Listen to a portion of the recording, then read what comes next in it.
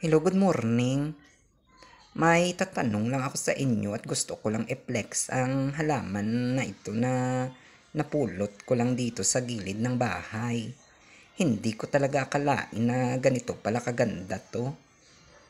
Ang bulaklak na ito, kung nakikita ninyo yan o, yung kulay puti na iyan o, na may 5 petals, ba't yan? Petals ba ang tawag dyan? Hindi ko alam. 1, 2, 3, 4,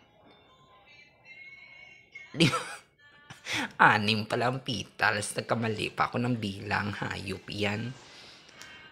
Sa totoo lang guys, akala ko talaga hindi to halaman at hindi to namumulaklak. Kasi nung napulot ko to, maliit lang talaga siya. Ganito lang yan. Tapos tinanim ko. Lumaki na ang dahon. Tingnan ninyo oh. Tingnan nyo ang bulaklak ko. Ang ganda-ganda oh. Oh, kulay puti siya. Tapos meron pa dito sa gilid, sa kabilang side naman oh. Marami pang buko. I-comment nyo lang kung anong klaseng halaman ito. Ang ganda. Parang ako.